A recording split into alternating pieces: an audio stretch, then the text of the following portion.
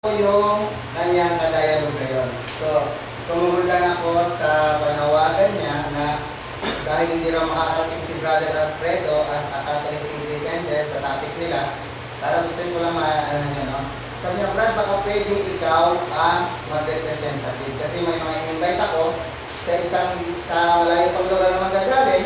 Sabi ko, okay, walang problema, pero walang awayan, sabi ko. Ito ay hindi na natin ibig sabihin na pagalingan, hindi na ibig sabihin na kami yung tama, sila yung tama. Dito papakita natin yung ating mga side, yung ating pinananampalatayaan. Hindi po ito basketball na games na kapag nakashoot, papalakpak, mag-cheering. So, hindi po gano'n ang dapat natin mangyari at dapat po natin iwasan. Tayo po ay mga tunay na Kristiyano na naglilingkod sa ating Panginoon. Narito tayo hindi para makipag-away sa isa't isa upang malaman natin kung ano talaga ang katotohanan, kung ano talaga ang dapat natin paniwalaan at hindi natin dapat paniwalaan. Amen? Amen. Okay, thank you for sa concern, okay? Okay. Ito na po, bibigay ko na po yung oras. Andali, ano ko lang yan. Kasi mamaya nakaya ko nalalabas yung aking. Okay. Hindi na, wala naman akong dalang books. As a Catholic, kagaya nyo rin ako siguro na dati rin akong pasensya na po, una-una, hindi po ako medyo maano sa Tagalog. Lumaki po kasi ako sa Cebu. Kaya kung nakakarinig kayo ng medyo magkasibuano ko, pasensya na. Kasama ka na ito, kasama ka na. Kasama ka na. Okay, ganun kayo, salamat. Medyo doon ako lumaki, medyo yung Tagalog to medyo pilipit ng konti.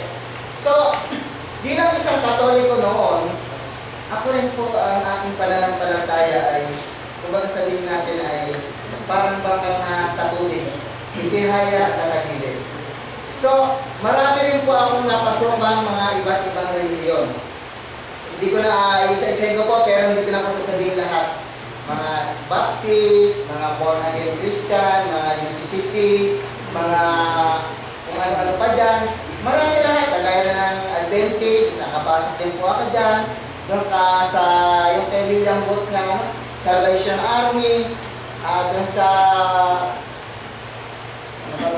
Iglesia ni Cristo, napasok ko po yan, halos siguro lahat. Hanggang sa dumating ang time na, ano ba talaga yung totoo? Dahil iba-iba po yung pinangangaral ng bawat isa. So lahat po ng mga tinuturo nila at ako umaattend, akin po kinukuha. Nililista ko, then sinusulat ko. Pagkatapos, pinag-ahambing-hambing ko lahat. Sabi ko, kung ang sinasabi ng isa na sila'y totoo, bakit naman sasabihin ng kabila na sila'y totoo? Ganyong magkaiba naman sila. Biblical based din ang ginagamit. Iisang Bible din. So, nagduda pa rin ako ngayon. Hanap na naman ako ng kakahanap. So, hanggang sa dumating ang time, sabi ko, ano ba talaga? Hanggang sa dumating ang time na siguro, by the power of the Holy Spirit, hindi ako nakaalis. Kulang na lang sa akin bautismo sa UCC per chance para maging membro. Hanggang sa sabi ng isang pastor doon, ang natatandaan ko pa, 15 years old po ako noon. Ngayon po ay 41 na po ako. So, sabi niya, kung gusto mo naman, bautismohan ka na. So, kung ako yung motive ng bautismohan, tinignan ko lahat yung mga tinuturo nila isa-isa. Bawat pasok ng relihiyon, hinahanap ko yung katapat na kung ano yung tinuturo niya. Bakit iba? Bakit iba dito? Bakit iba doon? Bakit iba roon? At bakit iba dyan? Ganyan ang Bible ay isa lang. Diba? Maraming mga pamilya. Ako dito sa World Christian Encyclopedia, hindi ko lang parang volume, nakalagay doon, mayroong 22,100 na relihiyon na sabi ng World Christian Encyclopedia na lahat daw yung umaangkin na sila ang totoo. Sabi ko, mas talo ako nabulong.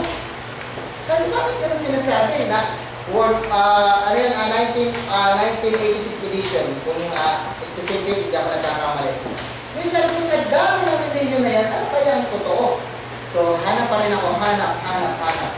Hanggang sa dumating ang time, nakatapat ko po si Socrates Fernandez. Siya po ang pinaka-head ng Catholic Faith Defenders. Ako po ang pinakabata niyang estudyante. Dong, hindi ka sa tunga, tayo ba tayo makaayon? Sabi sa, sige po.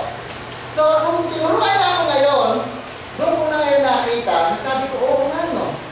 Puro oo nga. So, ngayon po, hindi ko po iniwanan ang aking pagiging Katoliko. Pero yung sinabi, iwanan mo rin yung inyong Sabatista, ha? Walang sinabi. Na nag-aral po ako sa tulong ng mga patnubay, ng mga ano-ano. Hanggang sa ngayon, almost matagal na panahon, kapag may nakaka-encounter din ako, lalo-lalo ng mga Iglesia ni Cristo, pag Iglesia ni Cristo, hindi ako mapasok sa church nila. Dahil, kahit kung sino, kakantayin ko ron eh. Kakatayin ko. So, nagkakilala kami ng brother ni Brad, Melvin, at saka ni Brad na nakarin, Marlo, na nakita kami roon sa may Luneta. So, sana invite ka namin minsan. Sabi ko, sige, text mo lang ako kung mayroon akong time at pagkatapos pumunta ako. So, in short, nandito na ako ngayon para yung aming topic, practically na hinihingi sa titignan ko lang matapos sumusobra na sa oras. So, ang topic namin, sabi niya, should Christian accept the apocryphal book as inspired? Na ang apocryphal book, ay sinasabi namin na Makabyo, Sira, di ba? Ano ba yun? Makabyo, Sira, Judith, Barok, Tobit, at saka? Isdras. Okay, yun po ay aming pinaniniwalaan.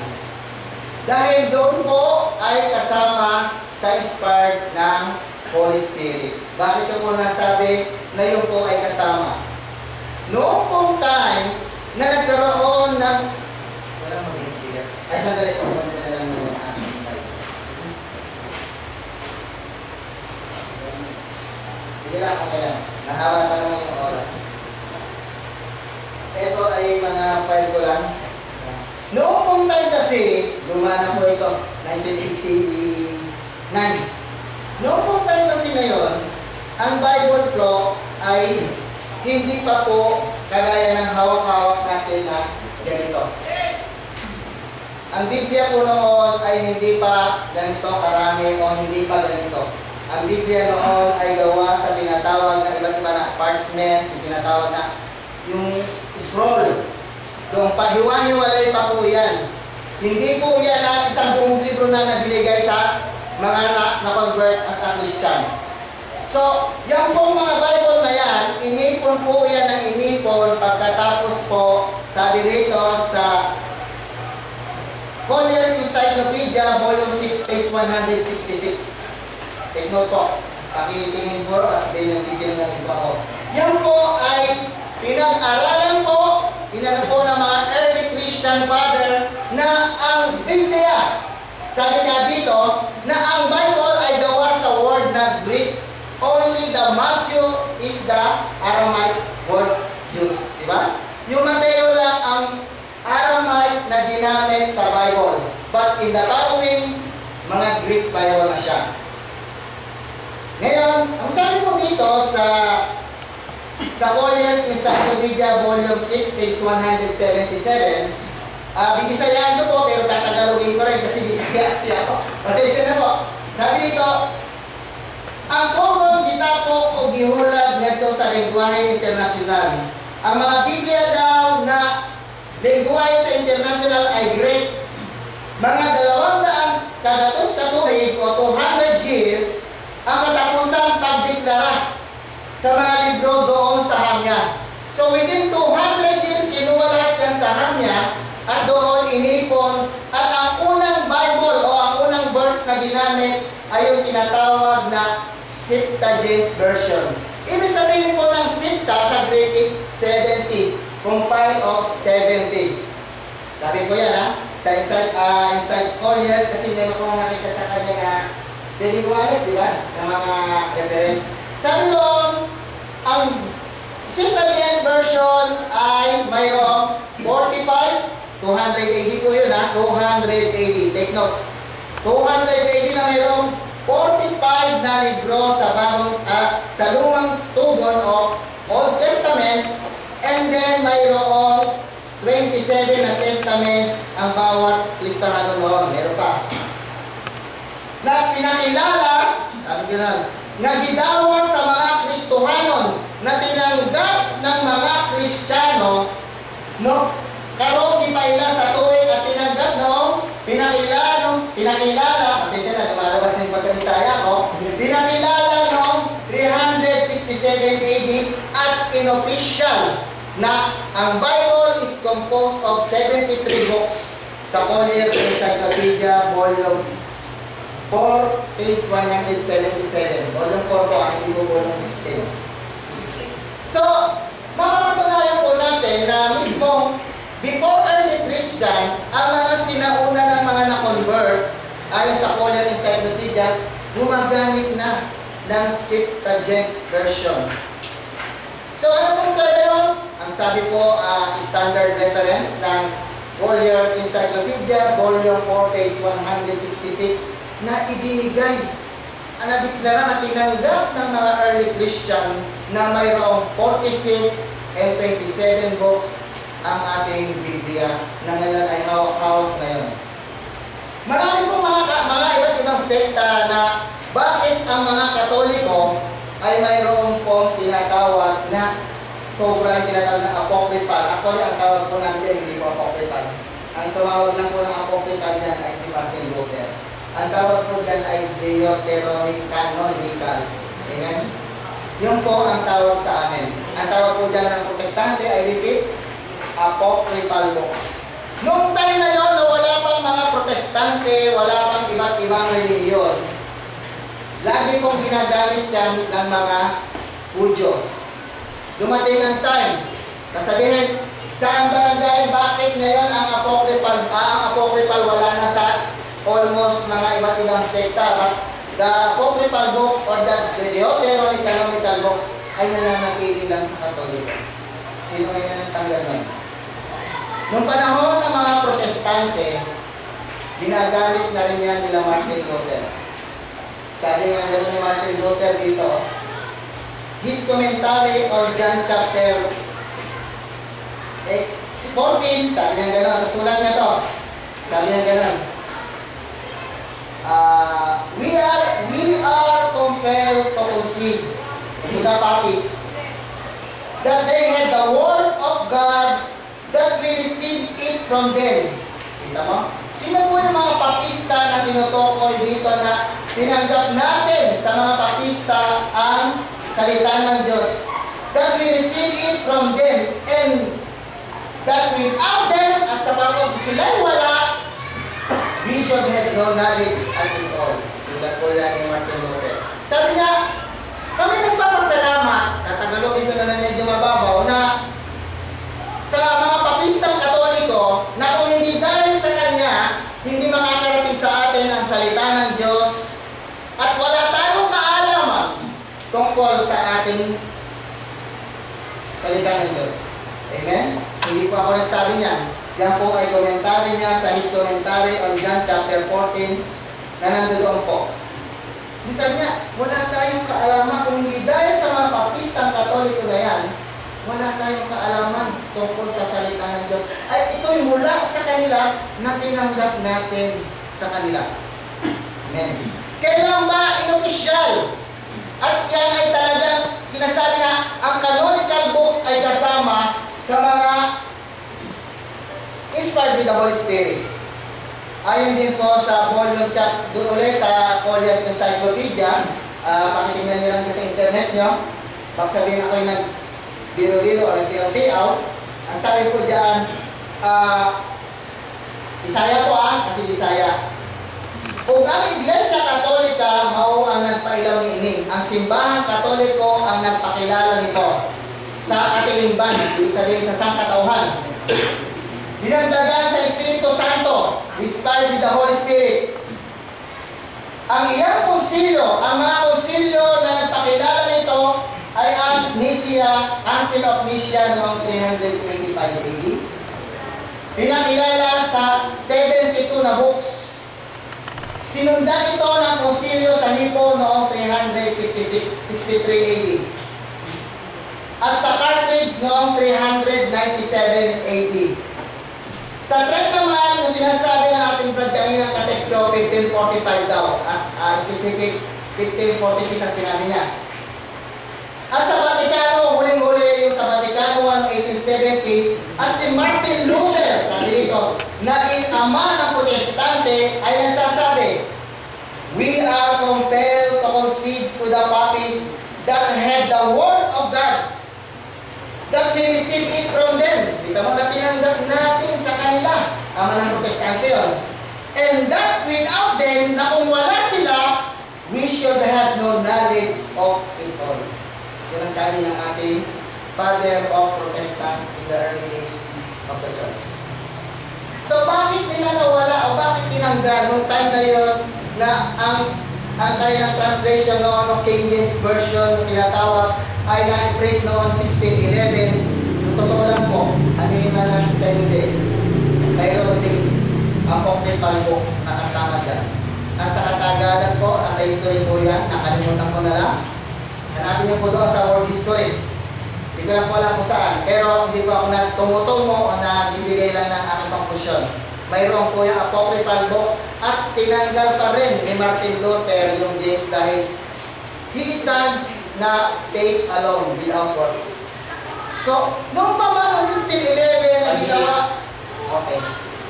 Noong pa man ng 15th century na lumitaw ang Protestantismo, mayroon na silang translation na biblical na mayroong apocryphal books na ginagamit ng iba't ibang protestante. So, mismo ang history po ang nagpapatotoo na kung saan nanggaling ang Biblia, sino ang nagbansay, ano yung isa sa Tagalog, bro? O nagkasa, o nagtapok, o nagtibong, o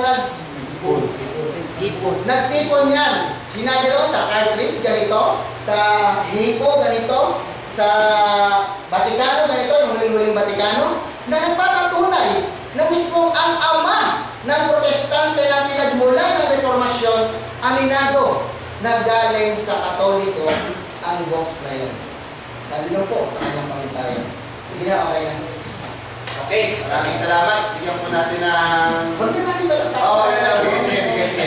Hindi naman tayo ng basketball. Okay, next. Bigay po natin yung 20 minutes kay Brother Melvin para sa kanya sunod.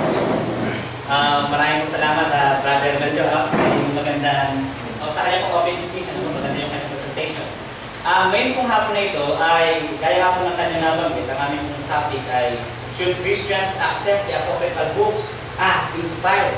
So, yun po yung aming magiging paksa. At ngayon po, sa aking pong speech na ito, ay hindi po muna ako mag-response directly sa kanyang mga sinabi, kundi ibibigay ko po sa inyo yung mga reasons and evidences bakit tayo mga Kristiyano o Seventh-day Adventists ay hindi natin tinatanggap ang Apocrypha bilang salita ng Diyos. So meron po akong 7 arguments na gagamitin po ngayong hapon na magpapatunay kung bakit hindi dapat natin gamitin ang Apocryphal books bilang salita ng Diyos. Although pwede natin siyang gamitin bilang isang babasahin na merong kinalaman sa history din ng mga nagdaang mga sangka-Kristyanuhan. So ito po ang unang reason.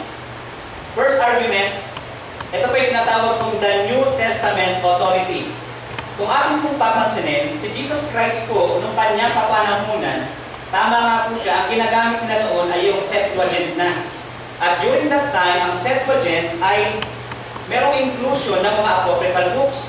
Pero ito po yung gusto kong mapansin natin. Nung kapanahunan ni Jesus Christ, si Jesus Christ madalas nagpo-quote sa Old Testament. Ang tawag lalo, nung kanilang kapanahunan, yan po ay tinatawag nila, nahanap yan sa 3.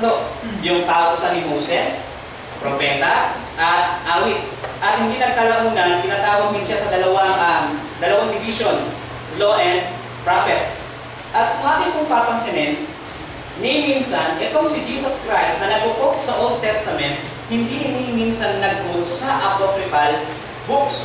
At kung ating din papansinin, ito pong mga talata na ito, na kung saan tila baga nilimitahan ni Jesus Christ yung Old Testament canon sa 3 parts na ito. Hindi niya po nabanggit yung apocrypha. Basahin po natin sa Luke chapter 24, verse 44. Ito po yung talata na kung saan ito po nagpapahiwatig na nililimitahan ni Jesus Christ ang Old Testament canon sa 3 parts na ito. At hindi po nabanggit ang apocryphal books. Ito po ang sabi. 44. Then he told them, "These are my words that I spoke to you while I was still with you, that everything written about me in the law of Moses, the prophets, and the Psalms must be fulfilled." So binabanggit dito ni Jesus Christ yung law of Moses, prophets, and Psalms. At nakakatuwang bagay po mga kapatid, kung kinukonsider din ni Jesus Christ na itong apocryphal books ay inspired, bakit hindi siya nag-quote? Gayong existed naman ng kanyang kapanahunan ang mga apocryphal books. Si Jesus Christ po, napapansin natin nag-quote sa 3 parts na ito. Sa Matthew chapter 4 verse 4, kinote ni Jesus Christ ang Deuteronomy chapter 8 verse 3 nang sabi, hindi lamang sa tinapay nabubuhay ang tao. Yun po ay nasa part ng law o yung tinatawag po natin law of Moses. Sa prophets naman, nag-quote si Jesus Christ sa Micah chapter 7 verse 6. Mababasa natin yan sa Matthew chapter 10 verse 35 hanggang 36 na sinasabi na magkaalit ang babae sa kanyang biyanang babae. So yun po ay quoted ni Jesus Christ sa Micah chapter 7 verse 6. And sa writings naman o sa mga awit, kinote ni Jesus Christ ang 91 verse 11 hanggang 12 doon sa Matthew chapter 4 verse 6 na huwag mong tutuksahin. O basahin po natin Matthew chapter 4 verse 6. Ito po yung sabi ni Jesus Christ doon. Ang gagawin ko pong Bible, ito pong merong Deuterocanonical, 4 verse 6. Sabi po rito yung ganito. Sinabi nito sa kanya, kung ikaw ang anak ng Diyos, magpatihulog ka sapagkat nasusulat sa kanyang mga anghel, ikaw ay itatagabilin at sa kanyang mga kamay ikay aalalayan lang sa mga bato. Paamoy hindi masasaktan, ngunit sumagot sa Jesus, nasusulat, huwag mo din naman susubukin ang Panginoon mo, Diyos. So kung ating pong papansinin si Jesus Christ, nag-quote sa 3 parts ng Old Testament, which is Law of Moses, Prophets, and Psalms. So second argument po na gusto ko po makita natin, ito po, propheticity is the test of canonicity. Anong ibig pong sabihin? Ibig ko pong sabihin mga kapatid, sino ba yung author ng book na yun? Kung papansinin natin, karamihan ng author ng Old Testament, sila ay prophets. Sila ay servant of God. Sa New Testament, sila ay apostles. So, kung ating papansinin, wala ni isa sa mga apocryphal books ang nag-claim na sila ay isinulat ng isang propeta. Basahin po natin ang Maccabees, chapter 9, verse 27. Dito po sa aklat ng Maccabees, chapter 9, verse 27, hindi po niya tinatanggap na ang mga propeta, kanyang kapangnamunan ay nag-e-exist. Sabi po rito, verse 27, hindi pa nararanasan ng bansang Israel ang ganitong kahirapan. Mula nung panahong wala nang lumitaw na propeta sa Israel. Alam niyo po, kahit ang mga rabbi, kahit si Josephus na isang Jewish historian, sinasabi niya na during the time of 400 BC hanggang 1st century AD o bago dumating si Jesus Christ, ay natigil yung pagkasi ng Diyos sa mga propeta, sa mga tuwid. Merong 400 years na silent na walang prophets noong time na yun. At nakapagtataka, yung mga apocryphal books ay naisulat noong kapanahunan walang propeta. So ibig sabihin mga kapatid, mga kaibigan, walang propeta ang sumulat sa apocryphal books. So sa mga tuwid, hindi po siya nakapasa doon sa test of canonicity, which is propheticity. Isa pang punto na gusto ko pong makita, ang aklat ng Apocrypha, hindi po ito naglalaman ng mga predictive prophecy. Ibig sabihin, wala po itong mga propesiya kagaya ng nasa Old Testament. Sa Daniel, chapter 2, chapter 7, chapter 9, naglalaman po ito ng mga propesiya patungkol doon sa bansang Babylonia, Medo-Persia, Gresya, at Roma, na siyang natupad naman. Isaiah chapter 53, yung propesiya patungkol kay Jesus Christ, yung suffering servant, na natupad naman lahat pagdaan ng panahon. Pero sa Apocrypha ay hindi po naglalaman ng anumang predictive prophecy. Sabi nga ng mga Jewish scholar, ito po ay magkukunto ako ng ilang Jewish scholar. Sabi po ng mga rabbi, kagaya ni Alam Rabba, Baba Batra, Rabbi Samuel, na nung kapanahunan na 400 BC ay wala na talagang propeta o natigil ang pagkasi ng Diyos sa mga propeta. Na po, yan po ay makikita po natin sa isang libong dala. Siguro mamaya ay babasahin natin sa kay Paul D. Wegner sa kanyang libro na tinatawag na Journey from Text to Translation. So dapat po tayo sa pangatlong point na gusto ko pong ipunto ngayon. Pangatlong point, bakit hindi natin dapat tanggapin ang Apokripa? Ito po ay sapagkat ang Apokripa mismo ay naglalaman ng napakaraming inaccuracy. So sa mga tuwid, maraming contradiction, maraming maling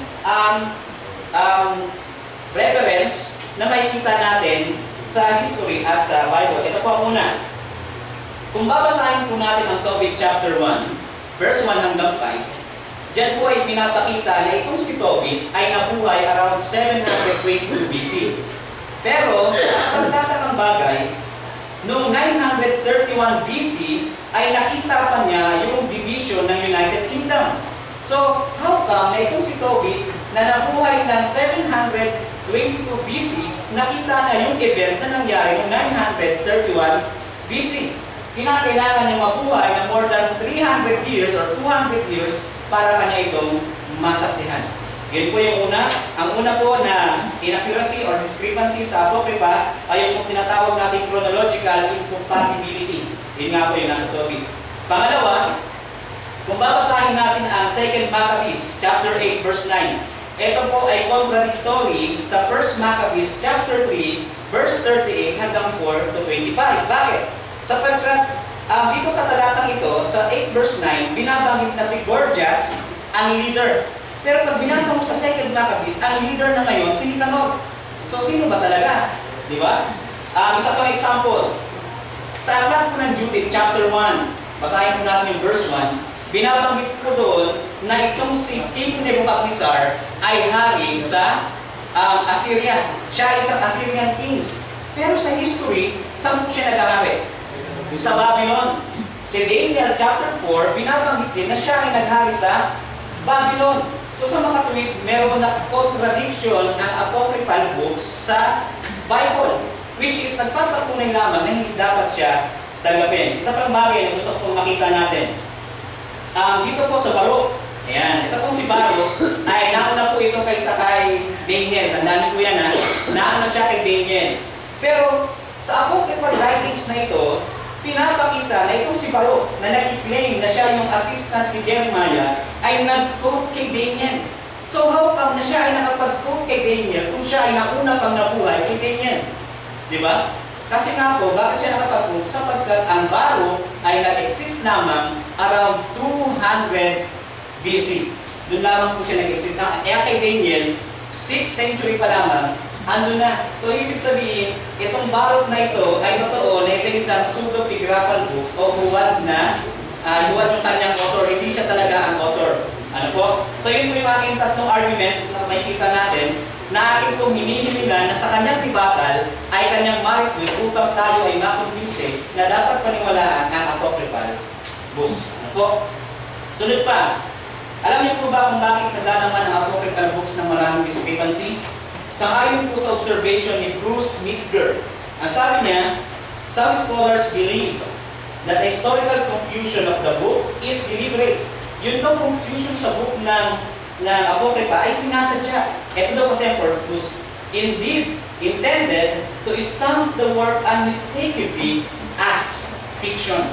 So yun pala ang gusto i-promote. Ano po?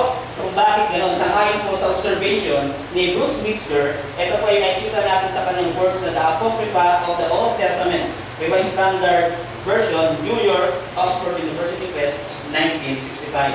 So pang-apat po na reason, bakit hindi natin dapat tanggapin ang Apocrypha? Sapagkat ito po ay contradiction sa previous revelation. So ibig sabihin, siya ay contradictory sa Old Testament na nauna sa kanya. Ano yung patunay? Tobit chapter 12, verse 8 to 9, ito po ay nagtuturo ng salvation by works. Chapter 4, verse 10, ang sabi kasi ron, kinakailangan mo magbigay ng limos o yung almsgiving. para, ang sabi doon ay, para ma-purge out yung iyong kasalanan. At sa isa pa pong talata ng apocryphal books, nakikita natin sa Sirach, chapter 17, verse 22, 3 verse 30, na yung almsgiving can atone your sins. Take note, can atone, kayang tubusin ang iyong kasalanan. Pero sa Bible, makikita natin na by the blood of the Lamb, which is Christ, maa-atone ng iyong kasalanan. So ikaw ay maliligtas. Sabi po ni Peter, basahin ko po. Sabi po ni Peter sa aklat niya sa unang Pedro 1:18, talata po nito ay 18 o 1:18, sabi, alam ninyo kung ano ang pinangtubos sa inyo sa walang kabuluhang pamumuhay na inyong minana sa inyong mga magulang. Ang ipinatubos sa inyo ay hindi ang mga bagay na nasisira o nauubos gaya ng pera o sa almsgiving, tulad ng ginto o pilak, kundi sa pamamagitan ng mahalagang dugo ni Kristo. So sa mga tuwid, meron pong contradiction sa previous revelation ang apocryphal books. Nagtuturo ito na salvation by works. At isa pa, ang Bible ay salvation by grace or yung atonement kay Jesus Christ. Hebrews chapter 9 verse 22. Ang tawag doon ay lahat ng bagay ay nililinis sa pamamagitan ng dugo. Leviticus chapter 17 verse 11, ang pinang-aaton ay ang dugo. So hindi po yung iyong binibigay sa limos. Ano po? Yan po yung gusto natin makita. Ano pa ang contradiction nito sa previous revelation? Ang kanyang contradiction, ang apocryphal books po, ay nagtuturo ng immortality of the soul. Ibig sabihin, merong kaluluwa, pre-existed na kaluluwa, na inaantay lamang na pumasok doon sa katawan kapag ikaw ay papanganak na. Ano po? At natuturo din ito, kagaya ng mababasa natin sa Wisdom, chapter 8, verse 19 to 20. Ano pa? Wisdom, chapter 2, verse 22 of 23, 3 verse 1, 9 verse 15. Iyon po ang tinuturo ng mga talata ito. Pero sa Bible, Genesis chapter 2, verse 7, ay binabanggit po sa atin na ng tao ay naging kaluluwang may buhay. Hindi nagkaroon, kundi naging. Pansinin, kapag sinabi na ako ay naging robot, ako mismo ang robot. Pag sinabi ako ay nagkaroon ng robot, iba ang robot sa akin. Pag sinabing naging kaluluwa, siya mismo yung kaluluwa sa nagkaroon ng kaluluwa. Therefore, merong contradiction sa teaching ang apocryphal books at ang Bible. Kaya nga po, isa po sa mga suspetsya kung bakit ito na-canonize noong 1546 sa Council of Trent, sapagkat ito po yung kinouncil nila para suportahan yung turo na praying for the dead o yung purgatory at itong teaching na ito. Ano po? Sabi nga po ni John Collins, isa po itong Bible scholar, sabi niya, Hebrew Bible is notoriously lacking in attestation of immortality and resurrection. Sabi ni John Collins, ang ating Bible, yung Old Testament, kulang ng pansuporta sa immortality of the soul. Kaya sabi niya, after quoting Wisdom chapter 2 verse 23, 9 verse 15, he concludes that on this point, that the Deuterocanonical book provides an important foundation for the Catholic tradition. So ito yung pala naitagdag para masuportahan ang Catholic tradition. Ano po? So yun po ang binabanggit ni John Collins. Okay? So 5 reasons bakit hindi natin dapat tanggapin ang Apocrypha, sapagkat yung mga greatest church father ayaw din itong tanggapin. Si Josephus, isa sa mga historian, ang sabi niya sa kanyang sulat kay Apion, ang sabi niya ganito, for we have not an innumerable multitude of books among us, disagreeing from contradicting one another, but only 22 books. Yung 22 books na yan po ay correspond sa ating 39 books. Bakit? Sapagkat ang aklat po ng Ezra at Nehemiah, isa lang ang bilang. Yung 12 minor prophets, isa lang din po ang bilang doon, kaya 22. Which is corresponded sa ating 39 books. Sabi niya, which are justly believed to be divine. And of them, 5 belongs to Moses, which contain his law, and the tradition of the origin of mankind till his death. The interval of time was little, short of 3,000 years, but as to the time from the death of Moses till the reign of Artaxerxes, king of Persia, who reigned at Sestes, the prophets who were after Moses wrote down that was done in their times in 13 books. The remaining 4 books contain hymns to God and precepts for the conduct of human life. Si Jerome, isang church father at Bible scholar. Si Jerome po ang nag-translate ng Latin Vulgate. Siya po ang nag-translate nun from Greek or Hebrew. Pero si Jerome, nire-reject din niya yung apocryphal books. So, ibig sabihin po, pang-anim ko pong reason bakit hindi dapat siya tanggapin sapagkat ang mga Hudyo mismo nire-reject ang apocryphal. Kung ang apocryphal books ay dapat isali sa Old Testament, bakit mismo ang mga Hudyo na nag-produce niyan at tumatanggap ng kasulatan, hindi ito tinatanggap? Ang sabi po sa isang version ng Bible kay Moffat, ang sabi po ay ganito. Sabi po, then what is the Jews' superiority? Ano yung superioridad ng mga Hudyo? Much in every way. This to begin with, Jews were entrusted with the scriptures of God. Romans 3 verse 1 to 2. So sa kanila pinagkatiwala ang salita ng Diyos pero hindi tinanggap ang apocryphal books. At panghuli po, na reason bakit hindi natin dapat tanggapin ang apocryphal sapagkat hindi po ito nakapasa sa test of canonicity. Ang sumulat hindi propeta. Ito ay hindi sinulat na servant ng Diyos. Ito ay naglalaman ng contradiction at ito po ay hindi rin tinatanggap ng mga tao ng Diyos. So bibigyan ko po, akin pong i-summarize ulit yung aking arguments, yung aking pitong arguments. Una, the New Testament authority. Hindi nagtut ang New Testament. Pangalawa, propheticity is the test of canonicity. Hindi rin propeta ang sumulat. Pangatlo, marami siyang inaccuracy. Pang-apat, ay contradiction sa previous revelation. Pang-lima, nire-reject siya ng mga greatest Bible scholar. Pang-anim, ang Hudyo mismo hindi siya tinatanggap. At pang-pito, they failed to pass the test of canonicity. So, ibig sabihin lamang po niyan mga kapatid, hanggat ang aking pong pitong arguments ay nananatili at hindi nagigiba at hindi man lamang nakatanti, therefore, wala pong magandang rason para tanggapin ang apocryphal books bilang isang inspired book. So, iba na lamang na kanya pong ma-refute ang pitong arguments na yon, tsaka lamang po natin siguro tatanggapin ang apocryphal books bilang inspired books o sinulat ng Diyos. Ito lamang po yung aking presentation. Okay, salamat mo ng marami. Kung kayo po ay nasiyahan, ay pwede po kayo magsabi ng amen. Okay? Sa kabilang side po yun na para tayo ay ano. Next, bigyan na po natin ulit sa affirmative ang 12 minutes na presentation.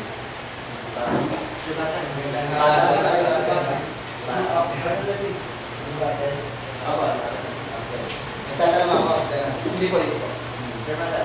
Lipatan po. Okay. Hindi po siya cross-examination. Lipatan. Okay. Itatayo po yan mo ulit yung mga sinabi niya. Pwede mo kanin yung ano mo.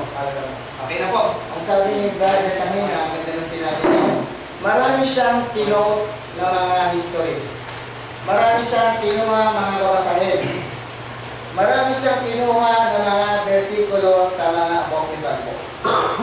At marami siyang mga historian na pinangalanan niya at kinuha. Ang tanong doon, yung mga historian na yun ay mga kaaway ng Santa Iglesia. I-research niyo po yan, hindi po yan Katoliko. I-research niyan. It is not a Catholic member. Hindi po yan. Kaya sinasabi niya, si Lamsa. Sino ba si Lamsa? Si Lamsa ay estudyante ni Nestorian. Si Nestorian, yan ay isang heretic. Ginamit niya yun. Si Moffat. Sino ba si Moffat? Hindi rin po Katoliko yan. Ginagamit yan ng mga iba't ibang reliyon, lalo-lalo na paborito yan ng mga Iglesia ni Cristo. Yan ang lagi nilang ginagamit na basehan. Yung mga ginamit na mga pangalan, yung po ay aking tinignan sa mga interlinear na mga world history, hindi po sila mga Katoliko. Bakit? Inaatake nila, sinisiraan nila ang Santa Iglesia Katolika. Unang-una, sabi niya na hindi bakit daw ang ating Panginoon hindi raw kumuha sa mga apocryphal. Sa kanya rin mo nagsabi. Sabi niya, ang apocryphal daw ay hindi naglalaman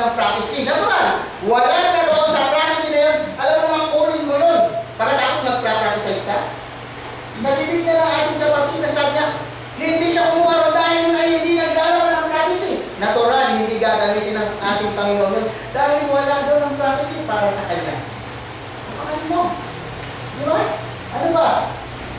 Marami ng contradiction. Bibigyan ko ng contradiction na sinasabi niya.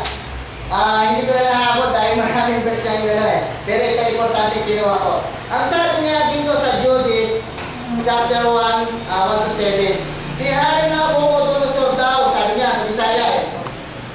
Gipailan na sa iyo ka ng apocryphal books. Pinakilala ng apocryphal books daw ay mali. Sabi ng Biblia, version Katolika. Sabi sa Judith, si Nabucodonosor pinakilala ng hari ng Syria. Pero, tinuod mo siya ang hari sa Babylonia. Saan? 605 to 562 BC. Sumala sa kanyang 446. Mali daw ba yun? Hindi. Ito po ang history na nagpapatotoo kung bakit nagkagalaw. Babasahin ko po Sabi nito, gipailan na sa iyo ka ng apocryphal books. Pinakilala ng apocryphal books daw ay mali sa Biblia. Ang sabi sa Judith, kaya inulit ko, ito, sabi niya, ang aking sagot ganito, sa kasaysayan, nagturo na si Nabucodonosor pinakilala na chieftain. Sabi, sa gobernador sa Assyria. Ito, si Nabucodonosor, anak ni Nabopolassar, Chaldean, tinurong pangulo sa gobernador sa Assyria. Noon si Nabopolassar na kanyang amahan na si Nabucodonosor kumontrol sa Assyria. Pagkatapos na siya'y mamatay, si Nabucodonosor pinatawag sa Babylonia. Linaw, sa mababasa. Dictionary of the Bible by John Mackenzie, page 609. Ang linaw na kaya sa nangyari, pinatawag siya ng kanyang amang mamatay. Anong contradiction doon? Wala. Mag-is ka yung verse na, hindi ko mahabol eh. Kasi sila ko yung lang nahabol ko ha. Okay lang. Then, ang sabi pa rito sa Dictionary of the Bible, sabi pa rito sa Dictionary of the Bible sa page 66, the cultural dependence of Assyria on Babylon has been noticed.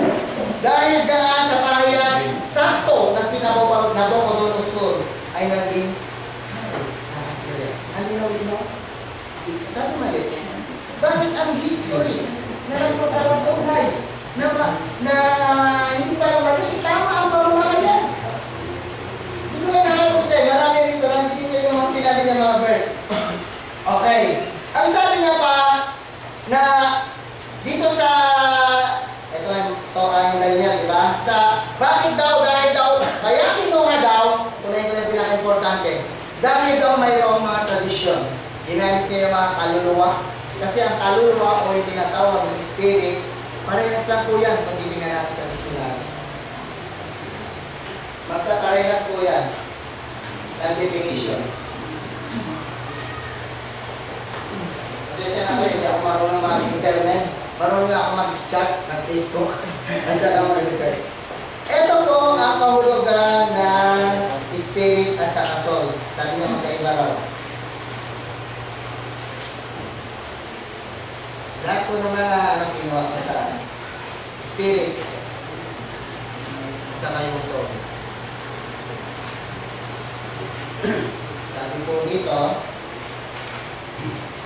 di ba lang pa naman tayo babalikan dito, Brad? Maganda. Babalik po ulit ako.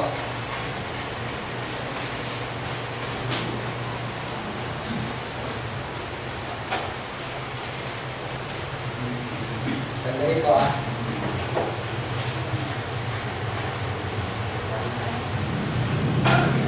Ilang minuto ako, Brad? Last 6 minutes. Okay. Matagal pa. Spirits and siguro nakalimutan. Ito. Ang sabi niya, magkaiba daw ang spirit at saka yung soul. Ang sabi nito sa lexicon sa Webster Dictionary, sabi, ang kahulugan ng tanggalin ko na. Kasi siya na po.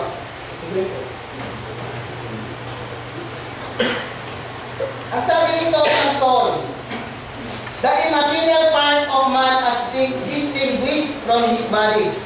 Diba? The moral and emotional nature of man. Yun ang definition ng soul. Sabi niya magkaiba raw.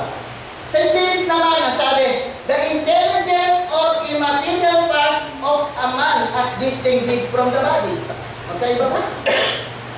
Magkaiba ng word, but different sa meaning. Napakalinaw. Sabi niya, magkaiba raw doon. At pagkatapos, sabi pa ng ating kapatid, na kaya raw inaprubahan. Dahil na sinabi ko noong 363, dahil daw sa, ito nga, sinabi ko may ibang AD na kung kailan, kasi isa na, medyo lumalabas pagkamisaya ko, na inaprubahan dahil daw mayroong mga tradisyonal. Kaya kumabor ang Santa Iglesia Katoliko. Ang tanong, mayroong bang mababasa sa Biblia na ang mga apostolos mayroong mga tradisyon na ibinigay sa mga kanilang mga nasasukupan o sa mga unang Christian? Mayroon po. Sa 2 Thessalonians chapter 2 verse 15, therefore stand fast and hold the tradition which ye have taught, whether by word or by our epistle. At ngayon nga mga kapatid, magpakatatag kayo at panghawakan ninyo ang mga tradisyon na itinuro namin sa inyo sa pamamagitan ng aming mga salita o ng aming mga isinila. Nakita mo? Hindi ko lang siya makakul ang Christian. Meron pa, isa lang ba? Nandun pa sa susunod na verse, 2 Thessalonians chapter 3 verse 6. Ano ba sabi? Now I command you, brethren, in the name of our Lord Jesus Christ, that you withdraw yourself from every brother that walk disorderly and not after the tradition which we receive of us. At ngayon nga mga kapatid, magpakatatag kayo at tumayo kayo sa mga kapatid natin na matapos tanggapin ang tradisyon na itinuro natin sa kanila, lumalakad ng mali. Diba? Ito ba? Masahin po dito sa Corinto. Hindi siya nahabol, hindi siya matana. Meron pa naman tayo sa susunod. Sa Corinthians chapter 11, na may mga tradisyon talaga. Sabi na, chapter 2, I commend you because you remember me in everything and maintain the tradition. Okay. I commend you because you remember me in everything and maintain the tradition just as handed them to you. Na lagi kitang inaalala sa aking pagdarasal at yung mga tradisyon na ibinigay ko sa inyo. Sabihin daw, gawa lang daw ng Katoliko ang mga tradisyon. What is the meaning of tradition? Sabi dito sa aking kinuha, ito po ay galing sa lexicon, Webster.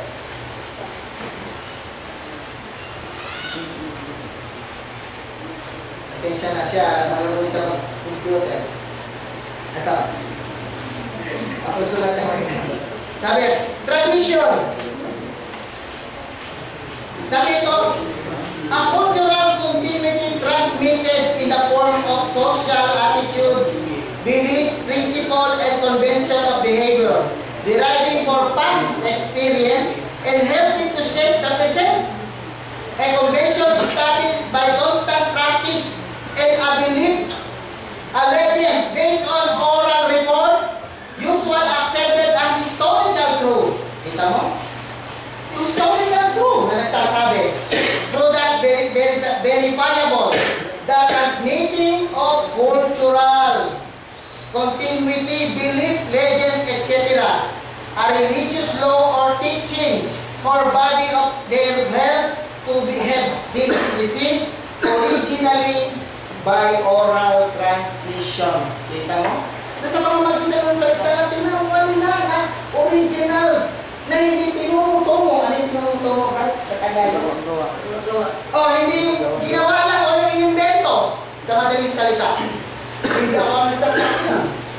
Mismo ang missionary at ang Biblia na sinasabi roon na tanggapin ninyo ang mga tradisyon na itinuro namin sa inyo sa pamamagitan ng aming mga salita o ng aming mga sinulat. Ngayon wala. At yung sinasabi ng purgatory, King James Version po yan.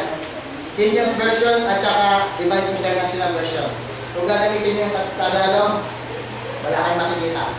So, sabi na rin yung purgatory, napunta kami sa purgatory. Ang salitang purgatory is not a salitang Tagalog na purgatorio. Ibig sabihin nga, linisanan. Isang lugar. Sabi ang purgatory is state or place in which are purified after death from venial sin by suffering. Isa raw isang lugar na kung saan nililinis ang mga kaluluwa. Binigyan ko lang na-emphasize yung isa. Hindi siya mahapon eh. So, kaya ayaw mo natin yan. Siguro babalik pa ako. Maganda siyang kausap. Maganda. Okay, thank you. Amen. Praise the Lord po. Okay. Ano pa palakpak? Hindi tayo nagbabasket. Okay, tayo lang pa. Amen din lang. Okay. Okay, so next po ay